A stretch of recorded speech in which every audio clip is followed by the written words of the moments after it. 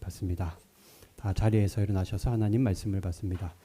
우리에게 주신 하나님 말씀 마태복음 17장 1절에서 8절까지의 말씀입니다. 제가 읽도록 하겠습니다. 엿새 후에 예수께서 베드로와 야고보와 그 형제 요한을 데리시고 따로 높은 산에 올라가셨더니 그들 앞에서 변형되사 그 얼굴이 해같이 빛나며 옷이 빛과 같이 휘어졌더라. 그때 모세와 엘리야가 예수와 더불어 말하는 것이 그들에게 보이거늘 베드로가 예수께 여쭈어 이르되 주여 우리가 여기 있는 것이 좋사오니 만일 주께서 원하시면 내가 초막 셋을 짓되 하나는 주님을 위하여 하나는 모세를 위하여 하나는 엘리야를 위하여 하리이다.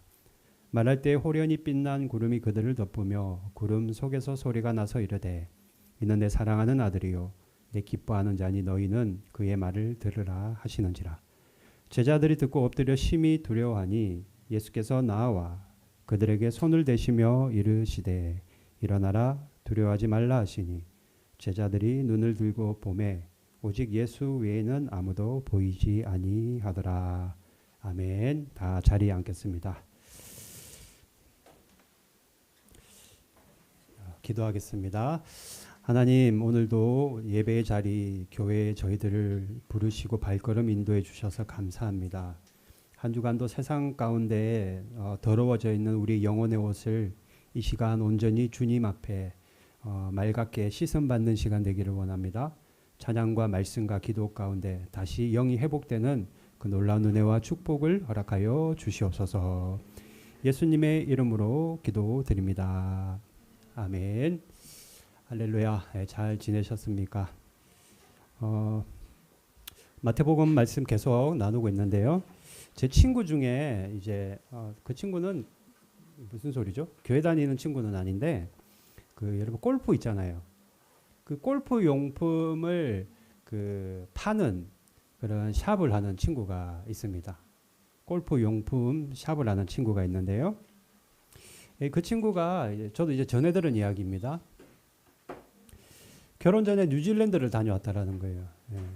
한 1년 정도 어학연수를 뉴질랜드를 다녀왔습니다. 그런데 예전에 저한테 이런 말을 하더라고요. 친구들이랑 있는데 굉장히 살기 좋다. 뉴질랜드가.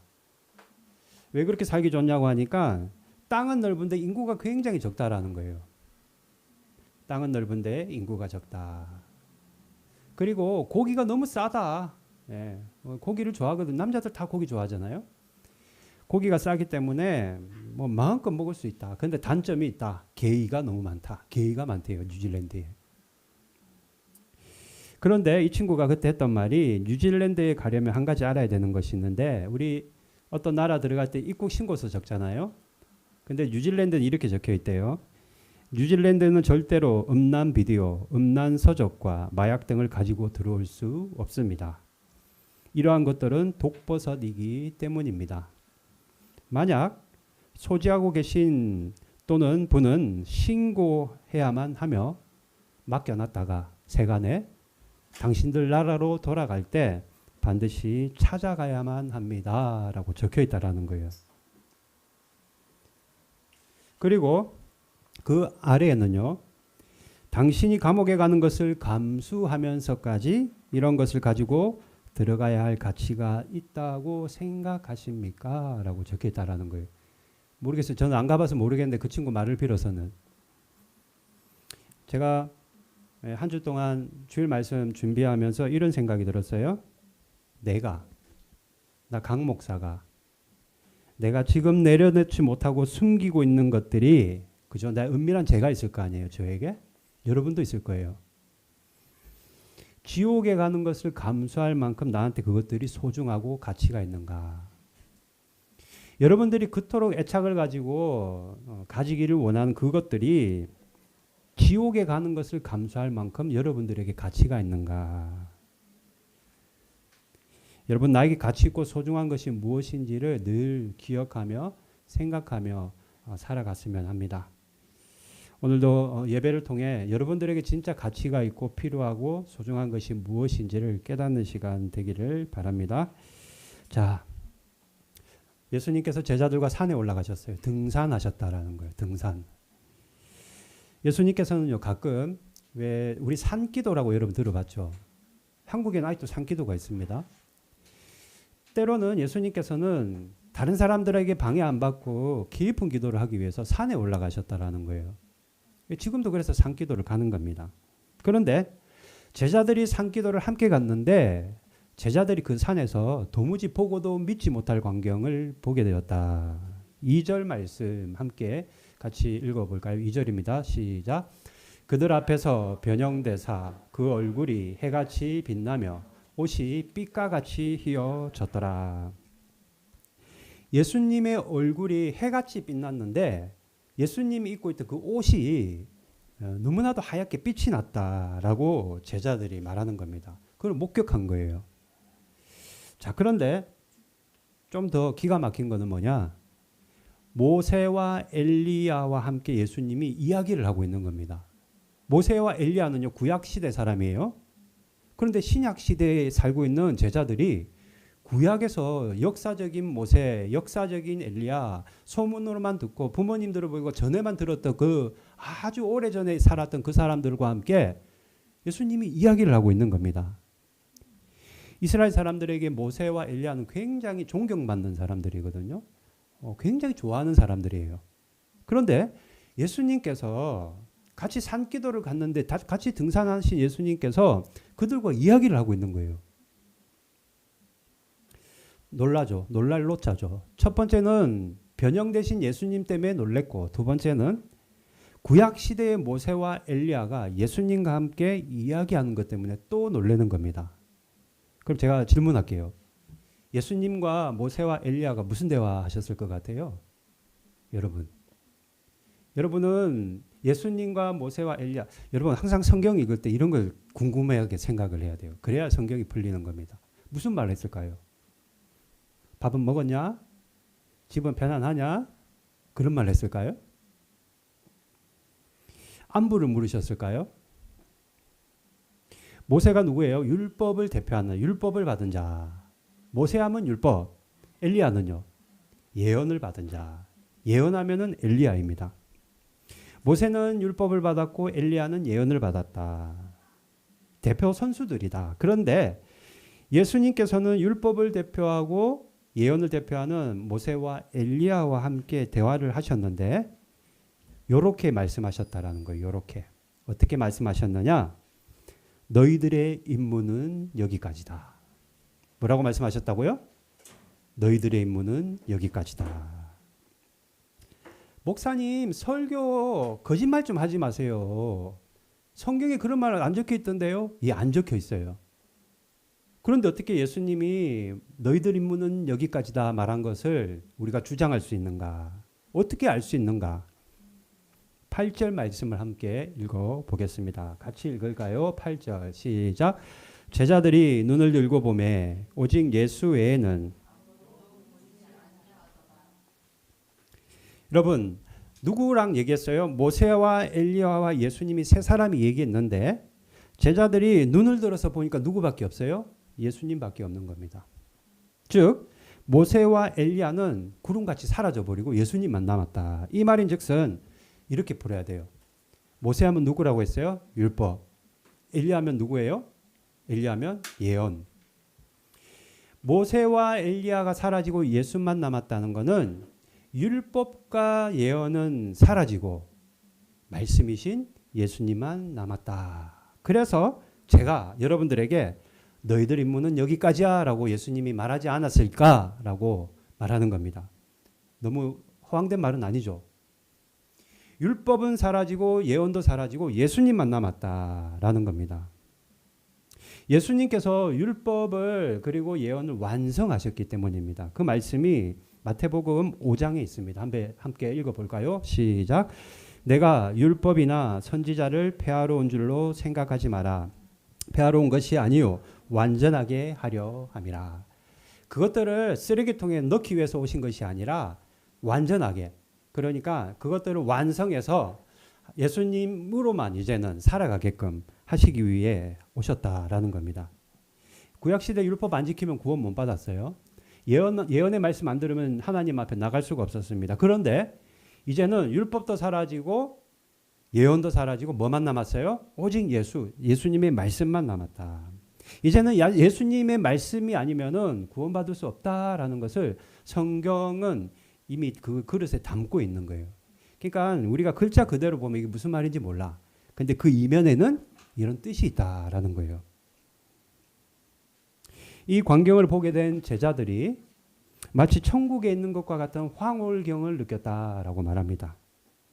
우리 인간의 언어로는 그 당시 하나님의 임재를 어떻게 표현할 길이 없어요. 그냥 우리가 그냥 시체하는 말로 기뻤을 거야, 행복했을 거야, 평안했을 거야, 막 요 정도만 우리가 말할 수 있다 뿐이지 다 표현을 못합니다. 하나님의 임재는. 때문에 하나님의 임재를 경험한 베드로가 뭐라고 얘기하냐면 내가 여기 있고 싶습니다. 예수님과 늘 함께하고 싶습니다. 라고 고백합니다. 그 말씀이 오늘 우리가 읽은 4절 말씀입니다. 4절 함께 읽어볼까요? 4절 시작. 베드로가 예수께 여쭈어 이르되 주여 우리가 여기 있는 것이 좋사오니 만일 주께서 원하시면 내가 초막셋을 짓되 하나는 주님을 위하여 하나는 모세를 위하여 하나는 엘리야를 위하여 하리다. 그러니까 베드로가 막 흥분한 거예요. 막 기분이 업이 된 거예요. 너무 좋은 거예요. 정말로 여기 계속 살고 싶은 거예요. 이 하나님의 영광이 임하는 이곳에 예수님과 함께 있고 싶으니까 예수님 어디 가지 말라는 의미에서 집을 지어주겠다. 초막을 지어주겠다. 모세를 위해서도 지어주고 엘리야를 위해서도 지어주고 예수님을 위해서도 지어주고 싶다라는 고백을 하는 겁니다. 이 헛된 말이 아니죠. 얼마나 좋으면 집을 지어주겠다고 말하겠어요. 그런데 그때 하늘에서 하늘문이 열리면서 하나님이 말씀을 주시는데 그 말씀이 오늘 우리가 읽은 5절 말씀입니다. 5절도 같이 한번 읽어볼까요? 시작. 말할 때 호련히 빛난 구름이 그들을 덮으며 구름 속에서 소리가 나서 이르되 이는 내 사랑하는 아들이요 내 기뻐하는 자니 너희는 그의 말을 들으라 하는지라. 자, 베드로가 예수님에게 내가 초막셋을 짓고 여기 살고 싶습니다. 예수님과 살고 싶다라고 고백했는데 하나님이 뭐라 말씀하시느냐? 그의 말을 들으라 말씀하시는 거예요. 내가 A를 물었는데 하나님이 B를 지금 대답하는 겁니다. 나는 예수님과 살고 싶고 이곳에 살고 싶다라고 베드로가 고백했더니 생뚱맞은 표현으로 하나님께서 다른 말은 안 하시고 그의 말을 들으라 말씀하신 거예요. 왜 이런 말씀하셨을까? 우리는 늘 이걸 궁금하게 생각해야 돼요. 왜 하나님은 그의 말을 들으라 말씀하셨을까? 요한복음 1장 14절 상반절에 이런 말씀이 있습니다. 말씀이 육신이 되어 우리 가운데 거하심에. 무슨 말씀이에요? 예수님은 말씀으로 우리에게 오셨다라는 거예요. 말씀으로. 여러분, 예수님은요, 말씀으로 오셨습니다. 말씀이 육신으로 오셨다. 말씀이 육신이 되어 육체를 입고 우리 눈에 보이는 육신을 입고 말씀이신데 우리 가운데 오셨다. 우리 가운데 거하신다. 이 거한다는 말을 여러분 우리는 잘 생각해야 됩니다. 이 거한다는 말 이거 원문에는 뭐라고 되어 있냐면은 스케노라는 단어입니다. 이거 중요하지 않아요. 알 필요 없어요. 그런데 이 스케노라는 단어의 이 헬라어 원문의 뜻이 뭐냐면은 장막을 친다라는 의미예요. 그러니까 말씀이 우리 가운데 거한다라는 것을 우리 표현으로 풀어서 얘기하면은 말씀이 우리 마음 가운데 장막을 친다라는 뜻입니다. 여러분, 하나님의 말씀, 예수 그리스도의 말씀이 우리 마음 가운데 여러분들의 그 심령, 마음 있잖아요. 마음 안에 또는 생각 가운데 장막을 칠 때 우리는 죄와 허물을 이길 수 있고 그분으로 말씀을 통해 우리는 깨끗함을 입을 수 있는 겁니다. 제가 여러분들에게 성경 읽기표 저거 만드는 것도 여간 귀찮은 게 아닙니다, 여러분. 그럼에도 불구하고 저걸 만들어서 여러분들에게 자꾸 읽으라고 하는 이유는요. 그 말씀이 없으면 안 돼요. 우리 안에 말씀의 장막이 거하고 있어야 된다는 거예요. 왜요? 우리는요, 가만히 읽기만 해도 더러워지는 사람들입니다. 가만히 내버려만 둬도 여러분, 우리는 죄로 더러워지는 그런 속성을 가지고 있는 거예요. 이 더러움을 깨끗하게 하는 것은 내가 사우나 가서 목욕을 한다고 깨끗하게 되는 것이 아니라, 옷을 새로 갈아입는다고 깨끗하게 되는 것이 아니라, 내 마음을 깨끗하게 하는 것은 오직 하나님의 말씀으로 닦아내야만 한다라는 거예요. 계시록 7장 9절 함께 읽어볼까요? 계시록 7장 9절 시작. 이 일 후에 내가 보니 각 나라와 족속과 백성과 방언에서 아무도 능히 셀 수 없는 큰 무리가 나와 흰 옷을 입고 손에 종려 가지를 들고 보좌 앞에 어린 양 앞에 서서, 흰 옷을 입은 자들만이 예수님 앞에 서게 된다라는 거예요. 여러분, 마음의 옷을 입고 있는데 흰 옷 입고 있습니까 지금? 저를 비롯해서 여기 앉아있는 분, 우리 아이들까지 흰 옷 입은 사람 한 사람도 없어요. 여러분, 그거 아십니까? 말씀을 붙잡고 있는 자만이, 내 안에 하나님의 말씀이 장막을 치고 있는 자만이 우리의 마음의 옷, 여러분들 눈에는 안 보인다 하지만 우리의 영의 옷이 하얗게 희게 밝아지는 겁니다. 때문에 우리 마음 안에는 여러분 하나님의 말씀을 받아서 흰 옷을 입은 자만이 되어야 하는 거죠. 그래야만 우리가 구원과 영생을 누리게 되는 겁니다. 마음 안에 말씀의 장막을 치고 있어야 된다는 거예요. 한 주간 우리가 얼마나 말씀을 붙잡고 살았는가. 말씀의 장막을 치는 것, 무슨 말이에요? 그의 말을 들으라. 왜 그의 말을 들으라고 해요? 같이 있고 싶다고 했는데 그 말을 듣는 것이 주님과 같이 있는 것이기 때문입니다. 즉 주님과 동행한다는 것은 내가 말씀을 듣는 것, 말씀이 내 마음에 장막을 치는 것이고, 내 마음 안에 말씀이 장막을 치고 있다는 것이 바로 주님과 함께 살아가는 것이다. 동일한 것이다. 말씀을 듣는 것, 장막을 치는 것과 주님이 함께하는 것이 같은 거기 때문에 이 베드로의 고백, 예수님과 같이 있고 싶습니다, 여기 살고 싶습니다라고 말하는 이 베드로의 고백이 예수님께서 그 말을 들어라 말씀하신 겁니다. 그래서 그렇게 말씀하셨다라는 거예요. 만약에 여러분들, 저도 마찬가지예요. 우리 마음 가운데 또는 한 주간 내가 바쁜 거는 좋아요. 바쁜 거는 다 좋습니다. 그런데 바쁘다는 이유 하나만으로 여러분 말씀이 없었다면 이 시간 우리는 회개해야 되는 거예요. 여러분, 제가 서두에 말씀드렸잖아요. 정말로 나에게 필요하고 가치 있는 것이 무엇인가를 생각하면서 살아야 된다고요. 베드로가 함께 있고 싶다 고백하는 베드로에게 그의 말을 들어라, 말씀의 장막을 치라 말씀하신 하나님의 이유가 바로 그런 겁니다. 그러므로 여러분 어떻게 해야 돼요? 그 말씀을 내 마음에 장막을 쳐야 되는 거예요. 세상 소리는 기가 막히게 우리가 잘 들어요. 그죠? 특별히 나를 향해서 뭐 험담하는 소리, 불평하는 소리는 뭐 기가 막히게 잘 들어요, 우리가. 그런데 어때요? 구원자이신 예수님의 말씀은 귀를 닫아버릴 때가 너무 많은 겁니다. 말씀을 들어야 되는 거예요. 극단적인 예로, 예를 들어서 극단적인 예로 한 주일 동안 여러분들 나중에 집에 다 돌아가셔서 한 주간 동안 성경 한 자도 안 봐도 안 본다 칩시다. 예를 들어서. 그렇다 하더라도 오늘 여러분 우리가 나누는 이 말씀에 하나라도, 단 하나라도 붙잡고 살아갈 수 있다면 그 사람은 말씀을 붙잡고 살아가는 자입니다. 그렇다고 한 주 동안 말씀 보지 말라는 게 아니에요. 극단적으로 설명을 해서. 성경은 다독이 목적이 아니에요. 정독, 뜻을 아는 것이 목적이지. 마찬가지예요. 말씀 하나를 붙잡아야 된다. 여러분 스스로에게 질문해 보십시오. 한 주간 동안 여러분 말씀 붙잡은 게 있습니까? 지금 딱 머릿속에 떠오르는 말씀이 있나요, 여러분? 이게 없다면 우리 회개해야 된다라는 겁니다. 들어야 되죠.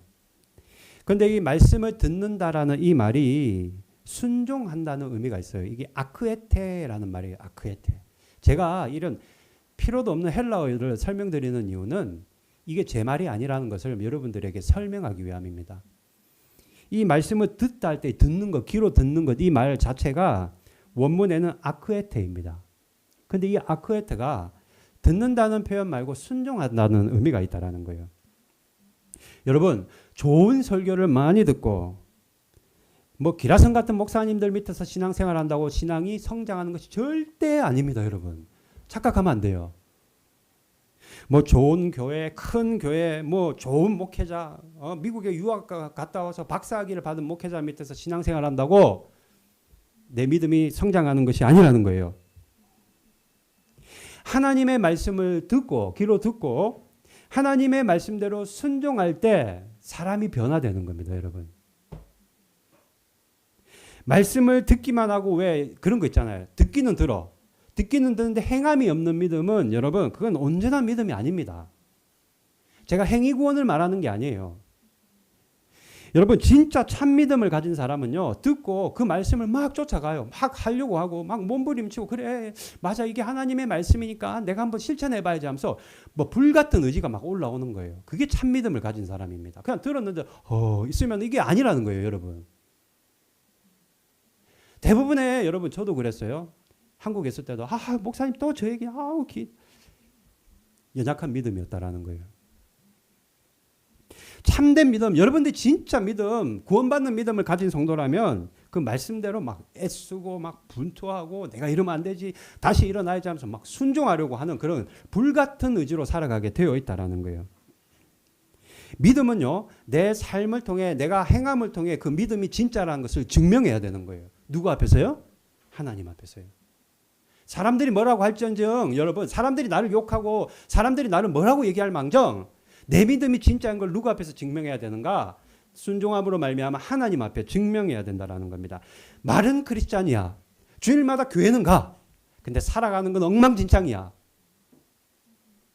사람들은 뭐라 할지언정 욕을 하고 뭐해서 뒤에서 무슨 말을 할지언정 하나님 앞에서 그것은 내가 증명해야 되는 일이라는 거예요. 말씀대로 순종해야 된다라는 겁니다.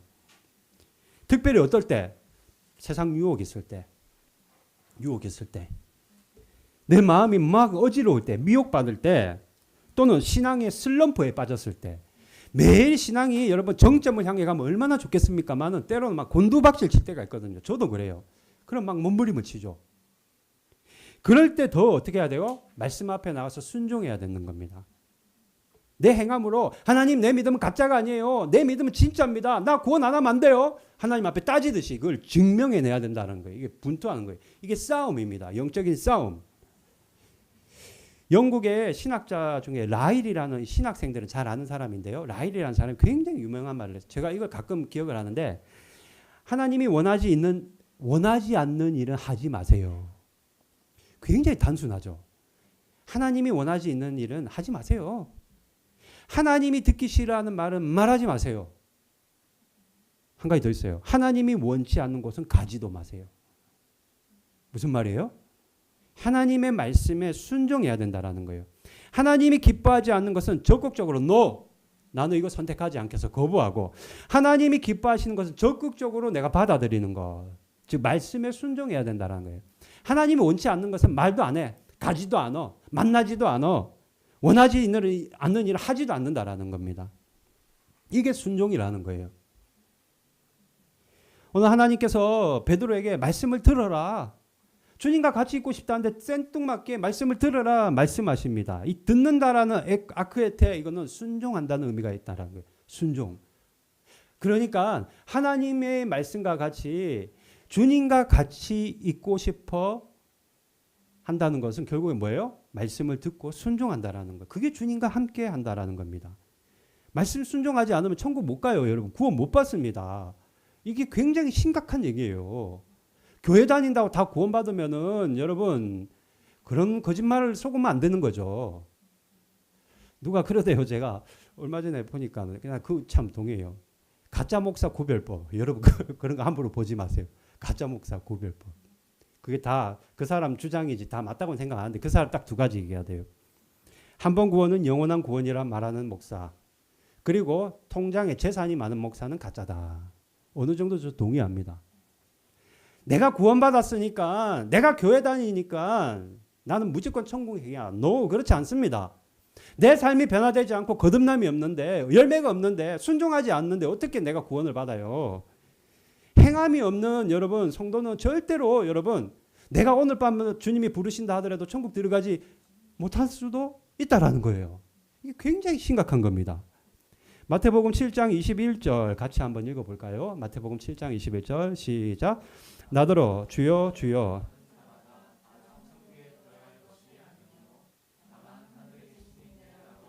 뜻대로 행하는 자라야 들어가리라. 무슨 말이에요? 뜻대로 행하는 자라야 천국에 들어간다. 하나님 나라에 들어간다. 구원받는다. 순종하는 자라야만 너희가 영생을 얻는다라고 예수님이 직접 하신 말씀이에요. 그러니 방심해서도 안 돼. 왜? 내가 믿음, 교과서적인 믿음, 머리 지식으로만 아는 믿음으로 내 삶은 하나도 변화되지 않고 습관도 안 변하고 성격도 안 변하고 가치관도 안 변하고 내 삶의 모습도 하나도 변화된 게 없는데 그냥 매주에 가시와 영광교회 가서 목사님 말씀 듣고 그나마 기도도 좀 하고 좀 성경도 읽독하는 것 같고 그러니까 구원받았겠지. 천만의 말씀이라는 거예요. 그렇지 않습니다, 여러분. 제가 겁주려고 하는 말씀이 아니라 나는 제가 하나님이 저한테 늘 하신 말씀이 있어요. 성도들의 구원을 하루하루 확인하라. 여러분들의 구원에 대해서 제가 확인할 필요가 있기 때문입니다. 여러분, 뜻대로 행하지 않고 내가 천국 간다 절대로 장담해서는 안 된다라는 거예요. 그럼 또 그러대요. 누가요? 왜 그래 구원에 확신이 없냐고. 그거하고는 정 다른 겁니다. 거듭나지 않고는 절대로 하나님의 나라를 들어가지 못하는 거예요. 순종이 없다면 결코 구원받지 못한다고 예수님이 직접 말씀하시는 겁니다. 예수님과 함께 하려면 말씀을 들어야 되고 그 말씀을 듣는다는 것은 말씀을 순종하는 것. 장막을 치는 것, 내 마음에. 그래서 순종하는 것이다. 이 순종의 열매가 여러분 있는 자들이 천국에 들어가는 겁니다. 때문에 여러분 우리가 이 순종의 열매가 여러분 삶 가운데 늘 맺어져야 돼요. 맺어져야 돼요. 여러분 이게 너무나도 중요하다라는 겁니다. 사랑해라. 예수님께서 말씀하셨는데 도무지 사랑할 수가 없어. 저 인간 때문에 내가 교회를 못 가겠어. 저 인간 때문에 내가 직장 때려치워야지. 못 살겠어. 내가 아주 그냥.